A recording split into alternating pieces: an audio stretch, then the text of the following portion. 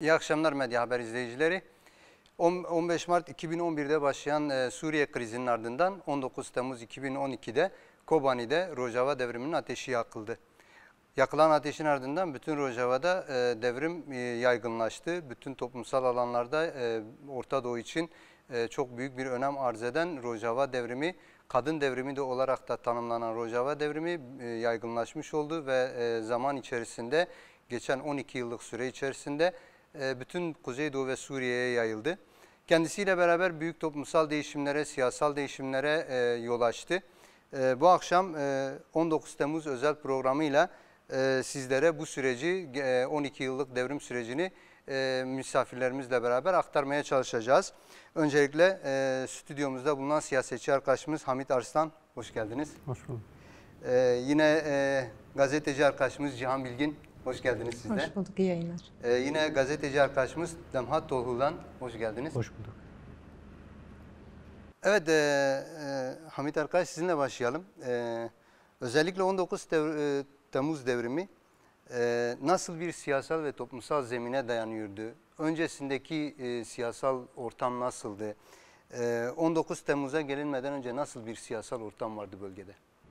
Evet, belirttiğiniz gibi Rojava devriminin 12. yılını kutluyoruz, tartışıyoruz. Bu anlamıyla Rojava devrimini gerçekleştiren tüm şehitleri anmak istiyoruz. Rojava devrimi de kutlamak istiyoruz. Evet, doğru. Kürtler açısından özellikle devrim söz konusu olunca her günün, her ayın bir anlamı vardır. 19 Temmuz'un da bir anlamı vardır. Ondan önceki günlerin, aylarında bir anlamı vardır. Özellikle bahar ayları olunca daha farklı bir anlamı oluyor. Mart ayı denince işte baharla birlikte başlıyor ve 8 Mart Kadın Günü, 21 Mart işte Nevruz Günü, Mezopotamya halkı açısından anlamı vardır. Başlangıçlardır. Nisan ayı doğuşlardır. Önderliğin doğuş günüdür. Mayıs ayı şehitler ayıdır. Kahramanlık haftasıdır Kürtler açısından. Aynı şekilde Haziran ayı kahraman şehitlerimizin eylem yaptığı ziyanların ayıdır. Temmuz'a geldiğimizde ise Kürtler açısından farklı bir anlamı yine vardır. Nedir? Temmuz ayı Önder Apo'nun Suriye geçiş tarihidir. Ayıdır yani. Suriye geçiş yaptığı bir aydır.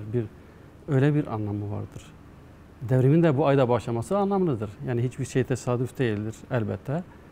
Fakat bir anlamı da vardır. Aynı şekilde 14 Temmuz direnişi, zindan direnişinin ayıdır. Bununla birlikte 19 Temmuz'da işte Rojava devriminin fitili çekildi. Ateşi yakıldı yani. Böyle bir anlamı vardır. Anlamını böyle belirttikten sonra Rojava devrimine geçmeden önce nasıl bir zemin vardı? Bilindiği gibi 21. yüzyıla girildiğinde dünya bir krizi yaşıyordu. Yani 3. Dünya Savaşı başlanmıştı ve Orta Doğu'da bunun bir zemini olarak özellikle en çok savaşın yaygın olduğu küresel güçlerin, yerel güçlerin, kapitalist güçlerin, işte hegemon güçlerin kendi aralarında bir savaşı Rojava'da gerçekleşip gidiyordu yani. Özellikle de bunun Orta Doğu'daki işte Arap Baharı denilen ama Halk Baharı adı altında 2010'dan sonra başlatıldı. Libya'da, ondan sonra işte Mısır'da, sonra da Suriye'de.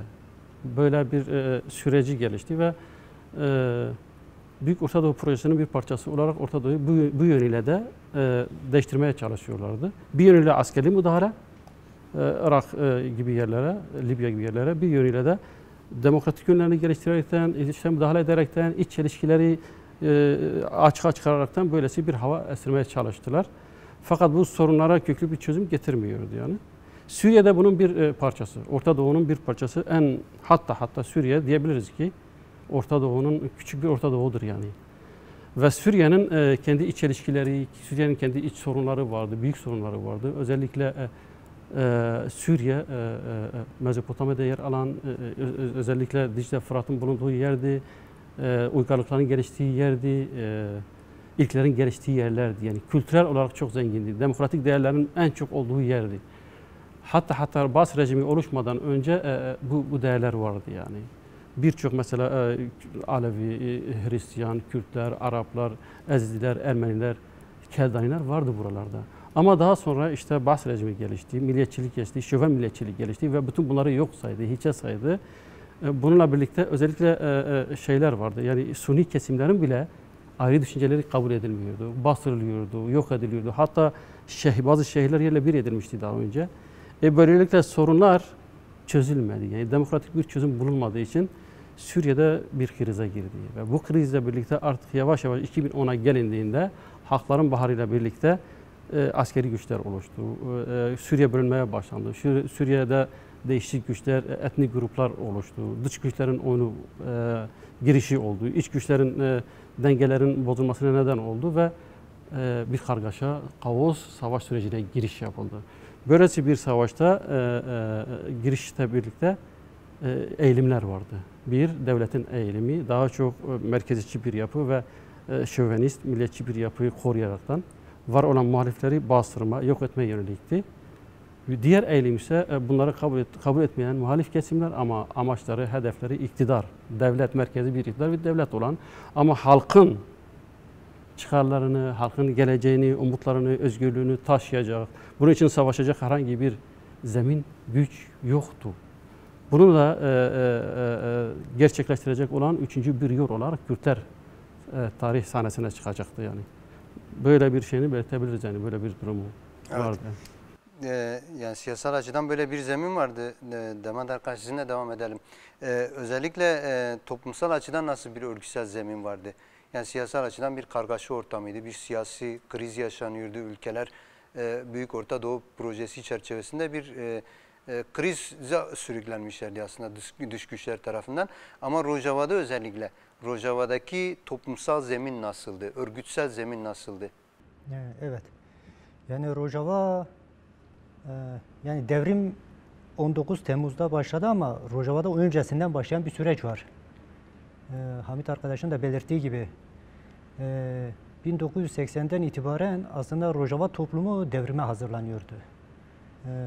Kürt Özgürlük Hareketi alanda ciddi çalışmalar yürütmüştü. Halkı ciddi anlamda etkilemişti. Yani Kürtlerde artık şu gelişti yani özellikle Kürt Özgürlük Hareketi ile beraber kendini örgütleme, kendini yürütme,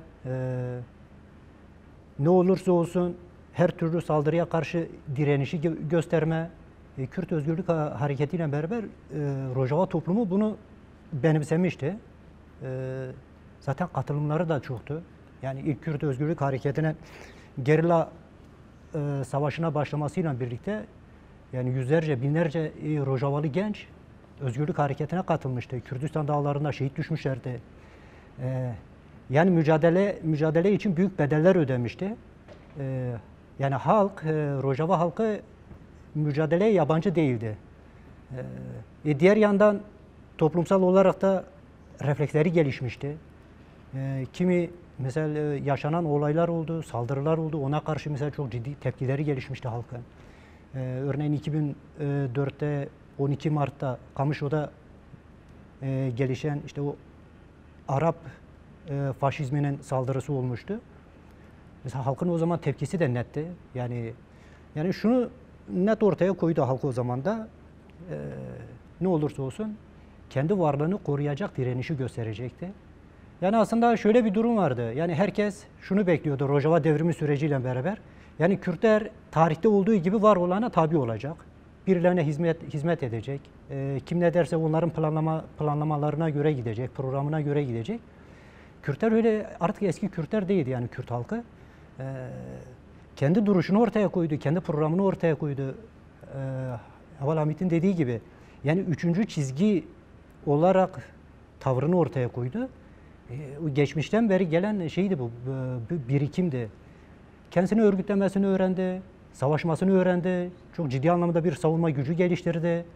Yani YPG, YPJ ile beraber ama öncesinden de bir şey vardı yani özellikle Rojava toplumu için işte YHK diye bir örgütlenmeye gitmişti ilk Arap Baharı'nın başlamasıyla birlikte. Yani halk kendini savunabilecek bir şeye de sahipti. Yani şunu Kürt toplumu çok iyi görmüştü. Yani devletlere dayanarak ayakta kalamazsın. Çünkü tarihsel örnekleri var. Geçmiş serıldanlarda bazı devletlere dayandığı zaman ne gibi sonuçlar doğuracağını çok iyi gördü. Onun için yani özellikle Kürt hareketiyle beraber, Kürt özgürlük hareketiyle beraber kendi ayakları üzerinde durup kendi öz gücüne dayalı savunma sistemini de geliştirdi. Zaten diğer yandan kurumsal çalışmaları her zaman vardı. Yani işte komün çalışmalarına tutalım, meclis çalışmalarına. Rejim döneminde, Esad rejimi döneminde daha çok illegal yürütülüyordu. Gizli saklı yürütülüyordu. Çünkü rejim izin vermiyordu. Toplumun kendisini örgütlemesine izin vermiyordu. Toplumun herhangi siyasal bir refleks göstermesine izin vermiyordu. Yani halk kendi öz dinamiğine dayalı olarak o şeyi hep hazırladı. Yani öyle çok öyle yabancısı olduğu bir durum değildi. Esasında insan şunu diyebilir, yani Arap Baharı başladığı zaman en hazırlıklı toplum Rojava toplumuydu. Çünkü siyasal bilinci vardı, askeri bilinci vardı, örgütlenme bilinci vardı ve hazır bir toplumdu. Yani öyle 19 Temmuz devrimiyle beraber hadi bir devrim yaptı değil. Yani tüm dünya devrimlerinde olduğu gibi yani bunun bir alt zemini, geçmiş bir süreci var. Yani bu süreci Kürt toplumu iyi işledi. Kürt toplumu iyi işledi. 19 Temmuz devriminde artık hazır bir toplumdu. Yani öyle çok zorlanmadı. Bedeller ödedi, doğru. Çünkü çok ciddi bir savaş yürüttü. Ama hazırdı yani. Öncesinden de bedeller ödedi, devrim sürecinden de bedeller ödedi. Öylesi bir avantaja sahipti. Yani örgütlü bir toplum devrime hazırdı diyebiliriz. Evet. Yani özellikle burada Rehber Apo'nun 79'dan itibaren Rojava'da gerçekleştirmiş olduğu eğitsel faaliyetler, yine örgütlenme faaliyetlerinin de çok büyük bir rolü oldu. Zaten devrim başlar başlamaz da devrim aslında kadın devrimi olarak adlandırıldı. Özellikle Rehber Apo'nun Rojava'da yürüttüğü bir kadın çalışması da vardı. Bu anlamda acaba Jiyan arkadaşıyla devam edersek Rojava açısından Rojava devrimi bir kadın devrimi olarak adlandırılıyor. Bunu nasıl, yani bunun sebebi nedir? Bunu nasıl tanımlamak gerekiyor? Rojava devrimi neden bir kadın devrimi oldu? Evet, yani bunun hani arkadaşlar değerlendirdi ya, devrimin bir altyapısı oluşmuştu öncesinden. Yani Rojava devriminin kadın devrimi olmasının sebeplerinin de altyapıları oluşmuştu aslında. İkinci kadın devrimi olarak anılır. Neolitik devrim birinci kadın devrimi olarak ele alınırken Rojava devrimi de ikinci kadın devrimi olarak ele alınıyor. Şimdi Önder Abdullah Öcalan'ın 2 Temmuz 79'da Rojava'ya geçmesiyle beraber burada eğitim, onun dışında işte örgütlenme çalışmalarının yanında özellikle kadın eğitimi, işte kadın örgütlenmesine çok yoğunluk veriyor. O zamanlarda Yektia Star örgütlenmesi işte 2005 yılında kuruluyor ama gizli saklı, yine diğer çalışmalar gibi, örgütlenme çalışmaları gibi gizli saklı çalışmalar yürütüyor. Ondan sonra işte Rojava devrimiyle beraber 2016 yılından sonra kurumsallaşmaya doğru gidiyor. Yani bunların yani şunu söyleyebilirim, çok tarihi bir döneme gidersek aslında Rojava devrimi tanrıça kökleri üzerinden gelişen bir devrimdir. Yani bu topraklarda birçok tanrıça yaşamış. Savuşka tanrıçası, Allah tanrıçası, Atargadis tanrıçası. Şimdi bu bölgelerde kadınlar o fikir üzerine kendini örgütledi. Tabii Önder Abdullah Öcalan'ın geliştirdiği işte özgür kadın ideolojisi üzerine bir temel atıldı. 79'dan itibaren artık tüm sokaklarda, mahallelerde kadınlar gizli bir şekilde örgütlenmelere gidiyorlardı. Evlerin içinde toplanarak örgütleniyorlardı. 2012 yılı ile beraber artık bu devrimin ateşi Kobane'de yakıldığı gibi bunun öncülüğünü yapanlar da kadınlardı. Görüntülerde görüyorsunuz 2011-2012 Serildanlarında anneler işte keski surzer renkleriyle sokaklara dökülüyor, ellerinde çocuklarla. Ondan itibaren zaten 2013'te artık kadın ordulaşmasına doğru gidiyor Rojava devrimi. Rojava devrimi kadın devrimi yani dünyaya nasıl yayıldı diye soracak olursan Kobane Savaşı ile beraber gelişti aslında bu. Kobane Savaşı'nda DAEŞ'in saldırılarında kadınlar YPJ'li kadınlar işte Jinjiyan Azadi sloganını Kobani'de attıklarında işte Şehit Arif Mirkan'ın fedai eylem gerçekleştirdiği zaman ve DAEŞ'in ilk yenilgisi olan Kobani'de Kobani'nin özgürleşmesiyle beraber kadın devrimi olarak dünyaya yayıldı. Şu anda o şekilde zaten daha çok kurumsallaşmaya doğru gittiği için o şekilde kadın devrimi olarak anılıyor. Ama onun tarihsel bir süreci var elbette. İşte kadınların her alanda öncülük etmesi, tüm kurumlarda eş başkanlık sisteminin geliştirmesi Önder Abdullah Öcalan'ın fikri dahilinde.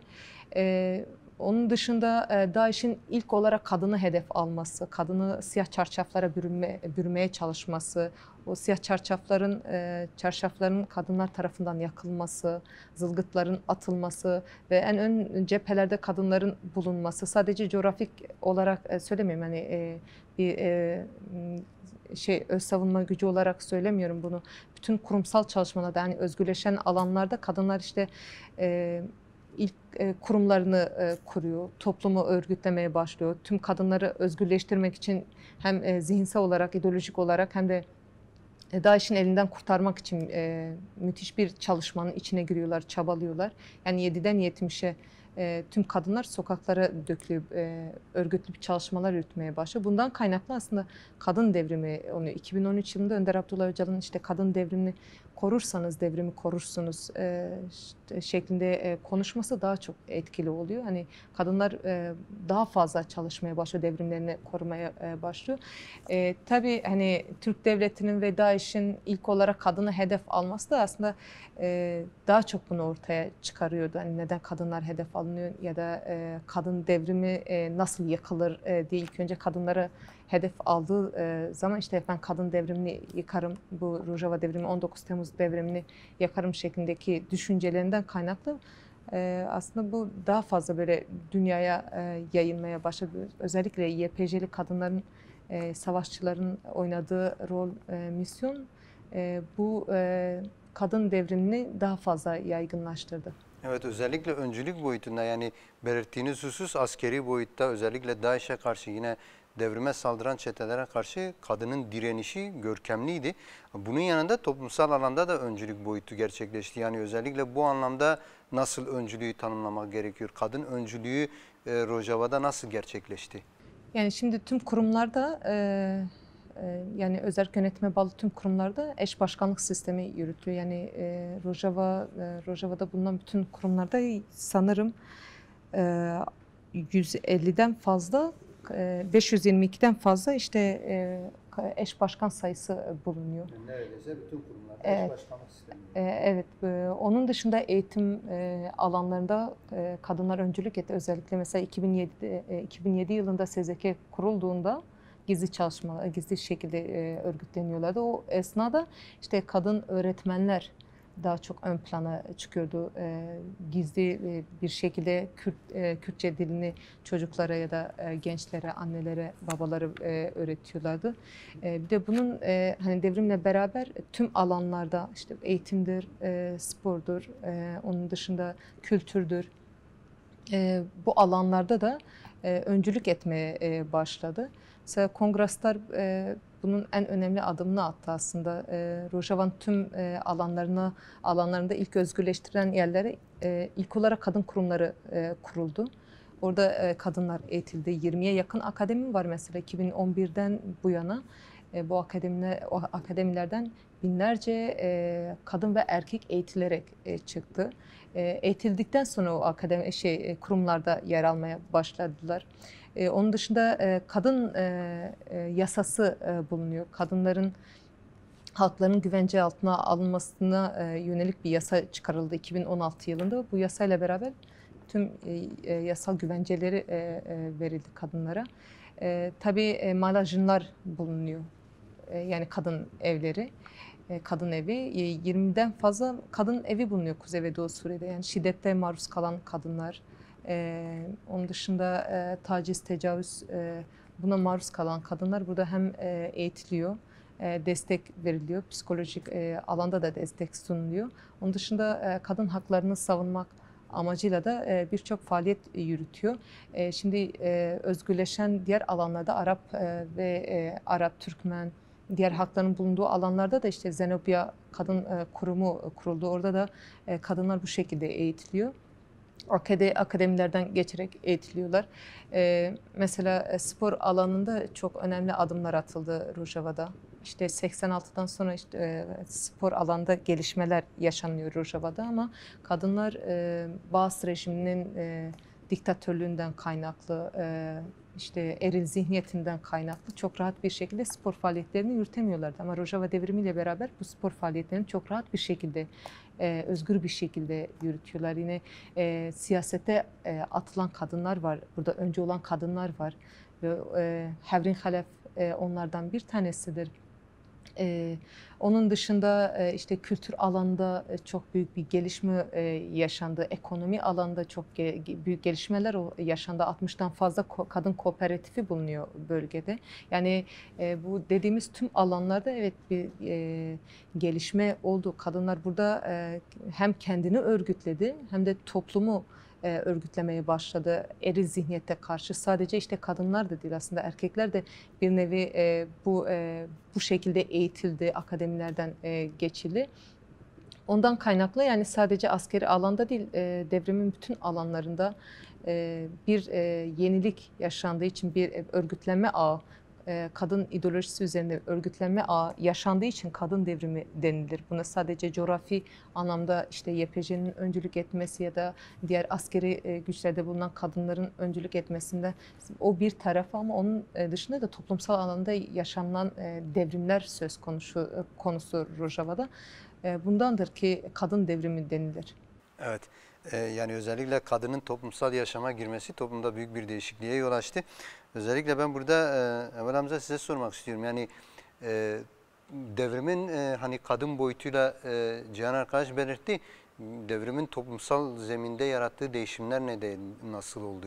Özellikle yönetim bakımından mesela nasıl bir değişiklik yarattı? Siyasal anlamda nasıl bir değişiklik yarattı? Devrim kendisiyle ne gibi değişiklikler toplumsal, siyasal alanda getirdi? Evet. Tabii devrim deyince var olan sisteme karşı alternatif bir sistemin oluşturulmasıdır yani. Özellikle bu da zihniyetten başlıyor. Rojava devrimi her şeyden önce bir zihniyet devrimidir. Yani var olan merkeziyetçi uygarlık sisteminin yaratmış olduğu, kapitalist modernitenin yaratmış olduğu ideolojiye, liberal ideolojiye, kapitalist sisteme ve milliyetçi sistemine, cinsiyetçi sistemine, ulusçu sistemine, zihniyetine karşı yapılan bir devrimdir yani. Nasıl bir zihniyettir? Demokratik bir zihniyet yani. Bu demokratik zihniyet de daha çok şeye dayanıyor. Demokratik, ekolojik, kadın özgürlükçü bir paradigmaya dayanıyor yani. Bu da demokratik toplumu esas alıyor, ahlaki politik toplumu esas alıyor. Böylelikle gücünü demokratik toplumdan alıyor. Bu devrim hem zihniyette yaşandı, hala da devam etmektedir. Yani tamamıyla bu devrim oldu diyemiyoruz fakat büyük bir gelişmeyi sağladı diyebiliyoruz. Bir de yaşamda birçok şeyi değiştirdi yani. Devrim demek zaten değişim demektir. Paradigmasal düzeyinde birçok değişimi yapabilmektir. Bu anlamıyla Rojava devrimi diğer devrimlerden ayıran özellikleri var yani değişim anlamında. 21. yüzyıl faşizm gerçekliğine, kapitalizm modernite gerçekliğine karşı geliştirilmiş olan devrim ilk devrim Rojava devrimidir yani. Elle tutulur, gözle görülür. Paradigmasal düzeyinde diğer devrimleri aşan hatta 20. yüzyıl devrimlerinin gerçekleştiremedikleri hayallerini bile Rojava devrimi kendi şahsında, kendi devriminde, ideolojisinde, paradigmasında gerçekleştirmiştir. Hangi anlamda? Mesela bir ilk olmasının nedeni nedir? 20. yüzyılda yaşanan devrimler vardır, büyük devrimler vardır. 19. yüzyılda yaşanan devrimler vardır. Paris devrimidir, Fransa'dır, Çin Cumhuriyeti'dir, Sovyet devrimidir. Fakat bunların özünde iktidar ve devlet olduğu için var olan sistemi aşamadılar. Aşamadıkları için de özgürlüğü, topluma özgürlüğü getirememişlerdir yani. Demokratik toplumu yaratamamışlardır. Rojava devrimi, Önder Apo'nun paradigması bunu aşan bir şeydir işte. Bu anlamıyla bir ilktir. İktidarı ve devleti hedeflemeyen, daha çok demokratik toplumu, ahlaki politik toplumu hedefleyen, örgütleyen, açığa çıkaran, özgürlük iradesini açığa çıkaran, harekete geçen ve kendi öz savunmasını oluşturan toplumu yarattı yani. Rojava devrimi böylelikle bir ilktir, bir anlamıdır. Bu yönüyle bakıldığında yani Rojava devrimi diğer devrimi paradigmasal boyutuyla aşan bir devrimdir. Yani 21. yüzyılda bir ilktir. Bunun benzeri yoktur.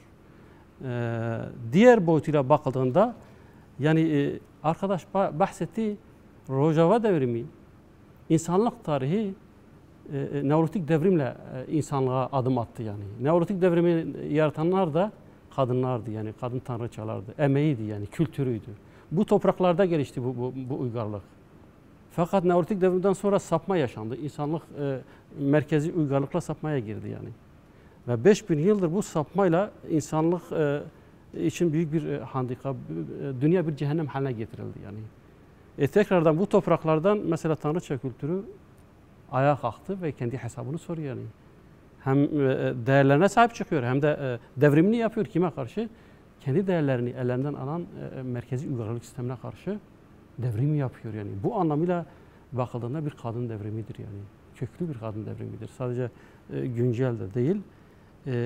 Rojava devrimi bu anlamda diyebiliriz ki Rojava devrimi aslında Neolitik devrimin güncelleşmiş halidir 21. yüzyılda. Böylelikle cinsel kırılmayı da kadın lehine, toplumsal özgür yaşam lehine çevirmedir diyebiliriz. Diğer boyutuyla bakıldığında mesela Rojava devrimi nasıl bir yenilik yarattı? Özellikle kapital moderniteye karşı tamam bir devrim yapıldı. Fakat Rojava gericiliğine, milliyetçi yapısına, şöven yapısına, cahil yapısına, gerici yapısına, zihniyet yapısına, Daş gibi yüzyılların, bin yılların birikmiş olduğu ilkel, cinsiyetçi, iktidarcı, faşist bir zihniyete karşı yapılmış olan bir devrimdir yani. Bu anlamıyla bakıldığında yani Rojava devrimi gericiliğe karşı da yapılmış olan bir devrimdir. Hem faşizme hem de gericiliğe karşı yapılmış olan bir devrimdir.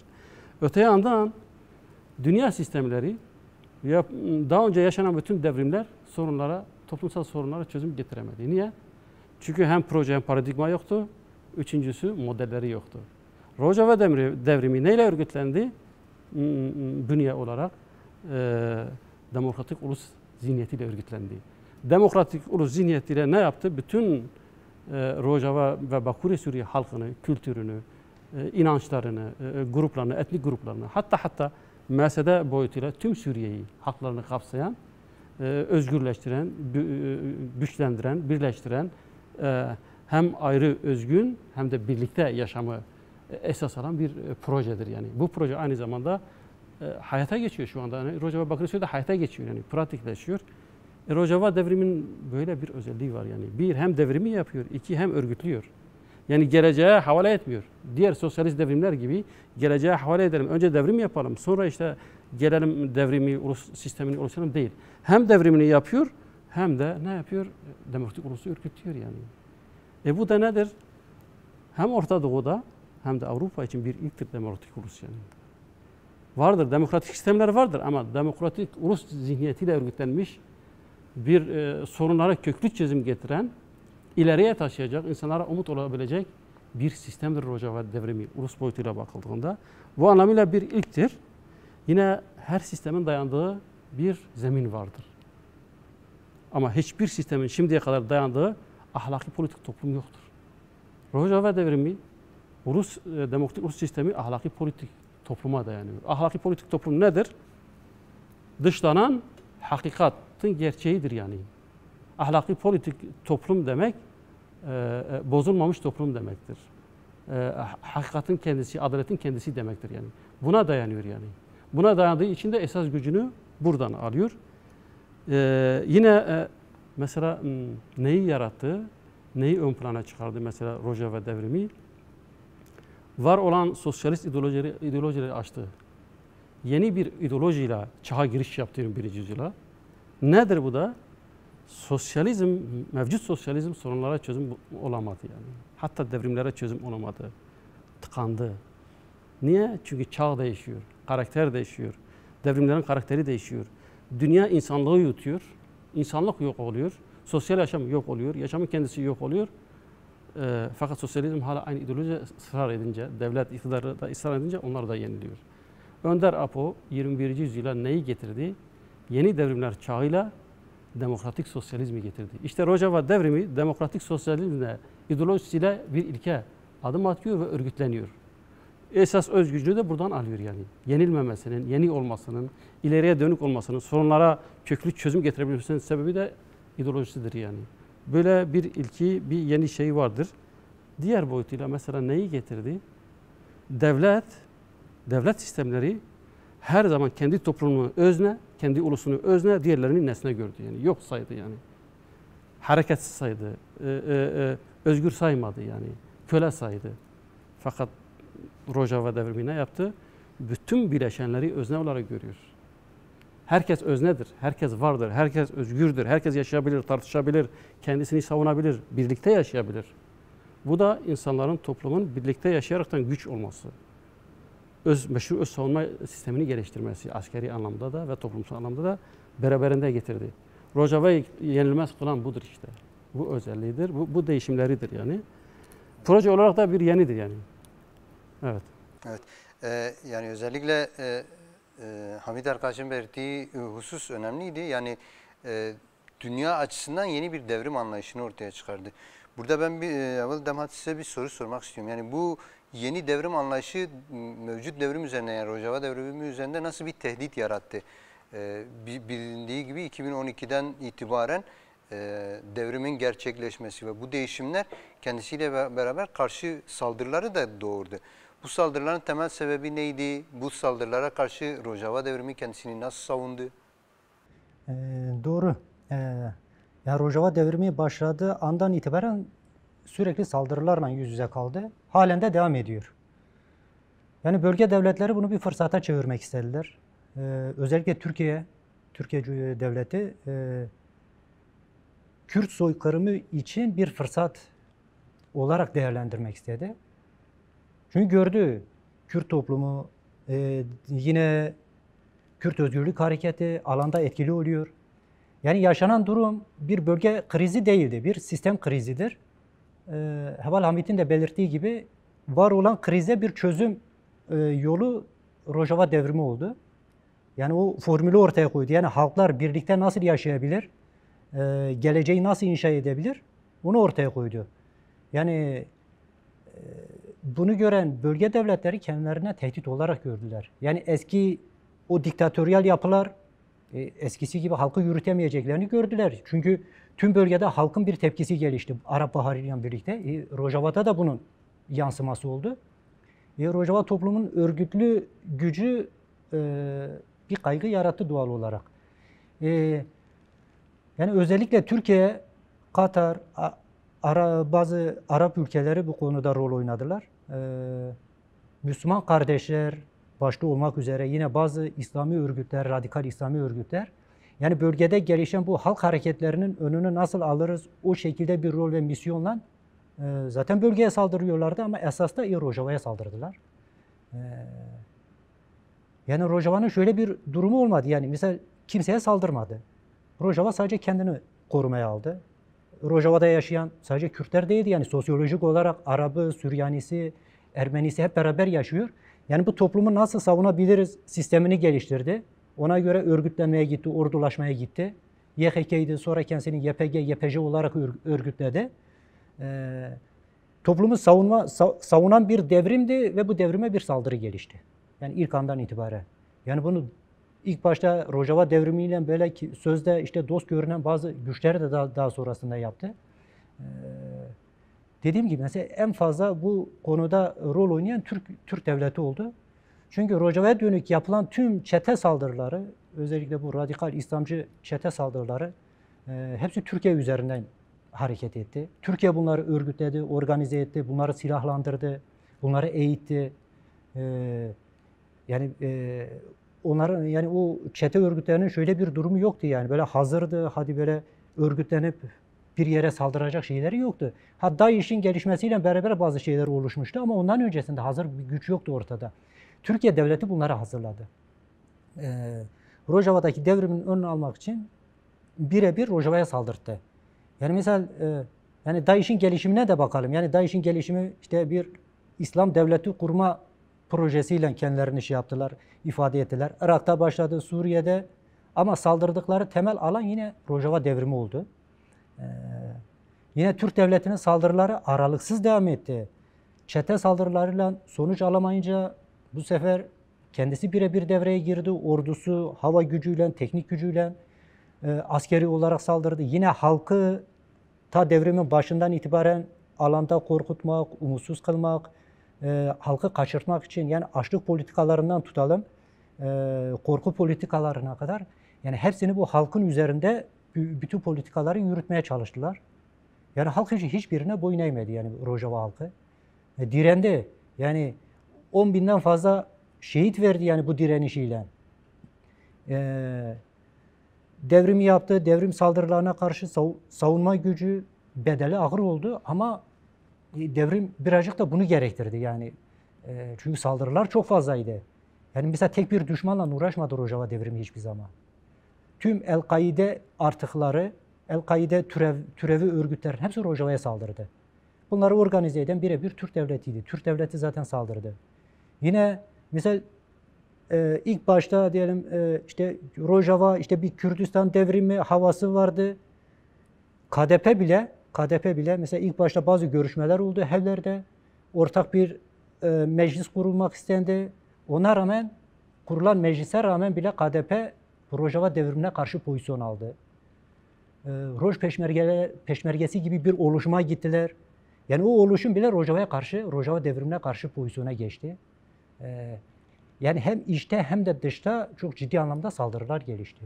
Yani bu aslında yani biraz önce belirttiğimiz gibi halk hazırdı aslında. Yani dedim ya, yani örgütlüydü, silahlı olarak da örgütlüydü. Yani nasıl savunacağını da biliyordu. Büyük bir avantajı vardı. Yani Rojava devriminin aslında askeri olarak da avantajı kılan şeyi vardı. Çünkü Kürt Özgürlük Hareketi'nin çok ciddi bir deneyimi vardı, tecrübesi vardı. Birebir Rojavalı komutanlar gelip Rojava halkına öncülük yaptılar. Mesela Habat Derik gibi yılların tecrübesi vardı. Yani gerilacılık tecrübeleri vardı. Nasıl savaşılması gerektiğini, nasıl ordulaşması gerektiğini iyi biliyorlardı. Yine birçok Rojavalı komutan yine aynı şekilde gelip kadın, erkek hepsi büyük bir şeyle yani o devrim heyecanıyla öncülük yaptılar. Yani halk da o öncülerinin peşinde gitti yani. Yani ne kadar saldırı geliştiyse de hepsi boşa çıktı. Yani Rojava devrimini askeri anlamda başarılı kılan oydu. Yani halk kendisinin savunmasını bildi. Evet. Yani özellikle bu savunma içerisinde de kadın özgürlüğü öne çıktı biraz. Cihan arkadaş. Yani özellikle kadın devriminin toplumsal aranda yarattığı değişim ne oldu? Yani kadın devrimi olarak biz tanımladık, kadın öncülüğü olarak tanımladık ama o erkek zihniyeti üzerinde gerçekten ne kadar dönüşüm yaratabildi? Bunun toplum içerisindeki yansıması ne oldu? Yani bu anlamda kadın özgürlüğü açısından Rojava devriminin en büyük kazanımı neydi? Yani bence Rojava devriminin en büyük kazanımı alternatif bir model. Yani tüm dünyanın özellikle tüm kadınların beklediği bir modeldi. Önder Abdullah Öcalan fikri üzerine gelişen ve burada bu topraklarda yaşam buldu. En büyük kazanım budur bana göre. Onun dışında hani burada diğer Kürdistan'ın işgal eden devletler gibi bazı rejiminin de zihniyetini görmek gerekir aslında. Devrim öncesi nasıl bir zihniyete sahipti ki hala da öyle. Ama özellikle Rojava'daki kadınlara yönelik nasıl bir zihniyeti vardı.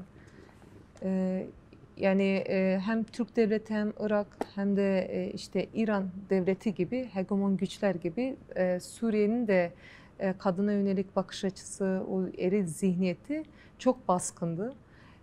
Kadınlar çok rahat bir şekilde dışarı çıkamıyorlardı burada. Hem toplumun zihniyeti de söz konusuydu ama onun dışında Şam hükümetinin işte askerleri, kadınlara yaptığı zulümler, kaçırmalar, tacizler, tecavüzler, katliamlar bunun halkın içinde yaratmış olduğu o psikoloji, ondan kaynaklı kadınların dışarıya çıkamaması, onun dışında işte hiçbir alanda yer almamaları, çalışmamaları, ekonomik özgürlüklerini ele almamaları, yani bunlar devrim öncesi yaşanılan durumlarda özellikle siyaset alanında kadının herhangi bir sözü, hele ki bu Kürt kadınıysa hiçbir şekilde bir faaliyet ya da kendi özgürlüğünü ele almak için, toplumu geliştirmek için açıktan bir faaliyet ya da resmi bir faaliyet yürütemiyordu. Bunlar dediğim gibi gizliden yapılan çalışmalar vardı. Şimdi Bağız'ın bu zihniyetine karşı bir örgütlenme gelişti bu topraklarda.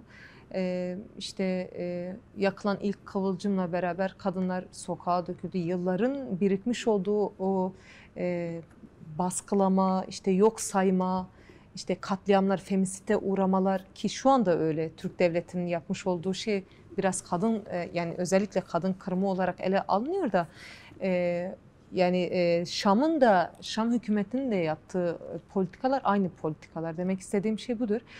Yılların getirmiş olduğu o özgürlüğü tatma hissiyatı, o heyecanı ortaya çıktı. Devrimle yeşerdi bu durum.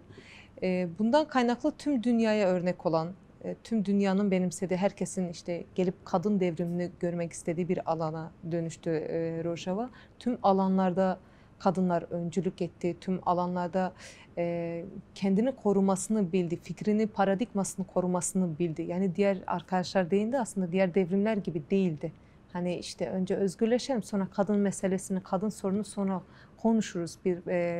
Bir politika yürütürüz şeklinde olmadı. Diğer devrimlerden ayıran şey, arkadaş dedi ya, bu oldu.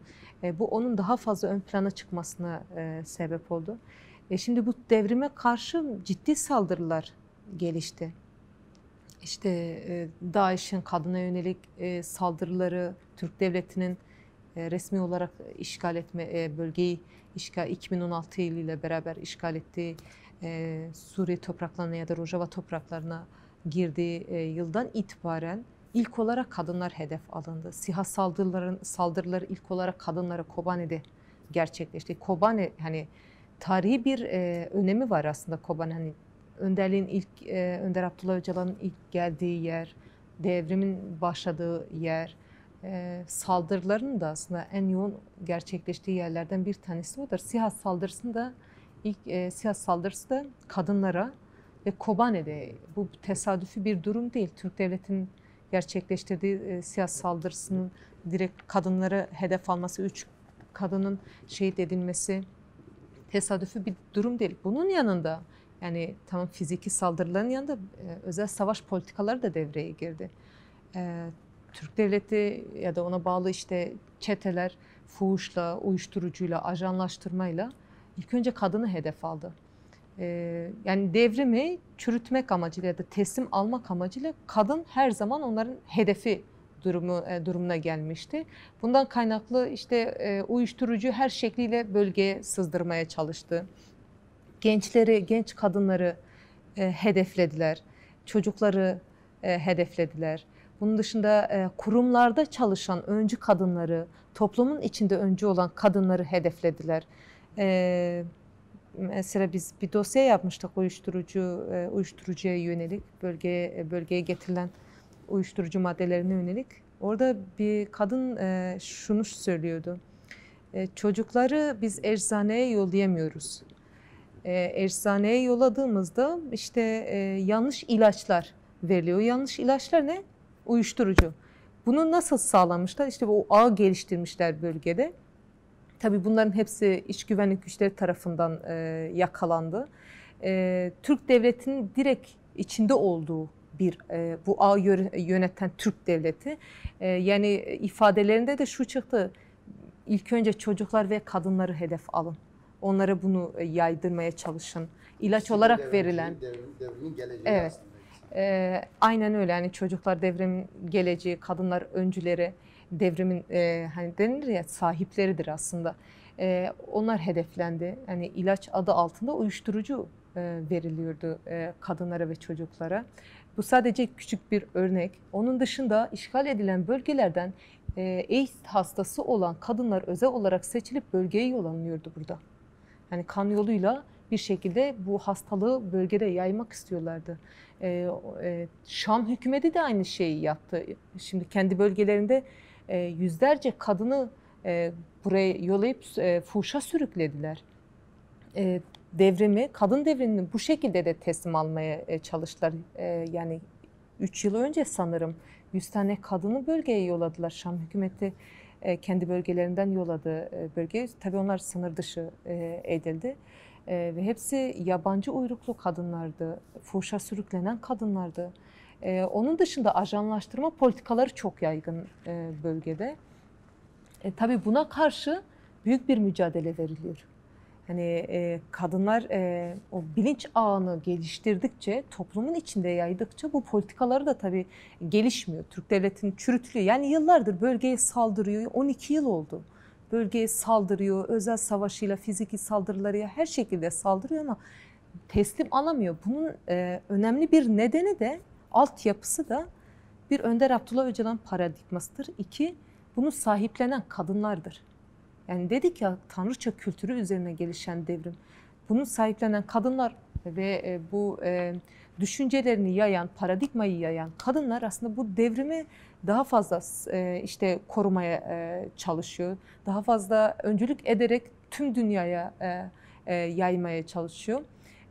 Bunun yanında hani tamam, bir kadın devrimi, tüm dünyayı çetelerden, bu karanlıktan kurtaran kadınlardan bahsediyoruz.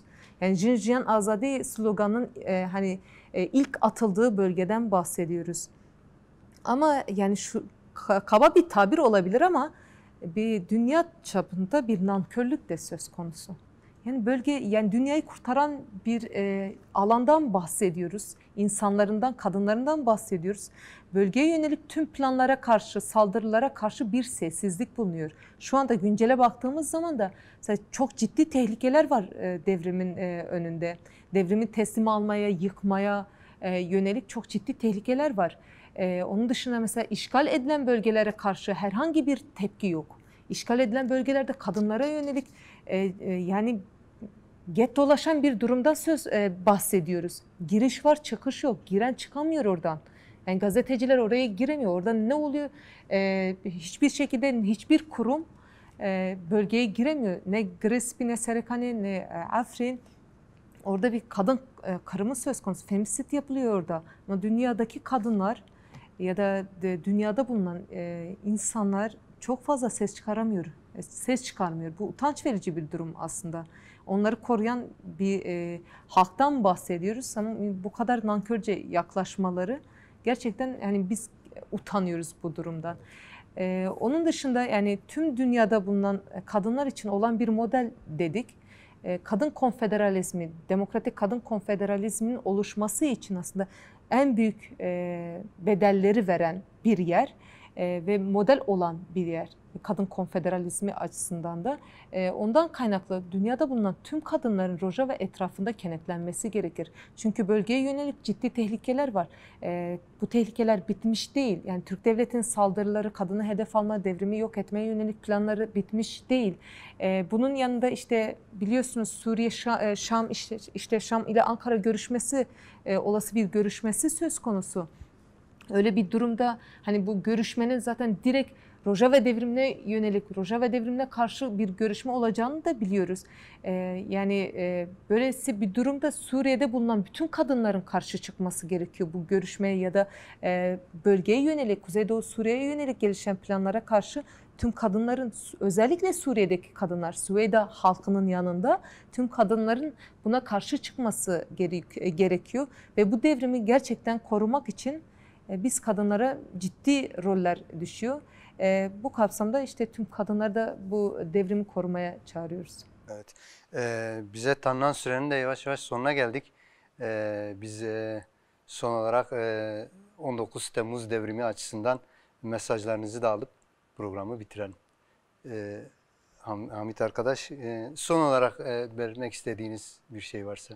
Şunu belirtmek istiyorum Rojava devrimi açısından son olarak. Yani insanlığı çok etkiledi.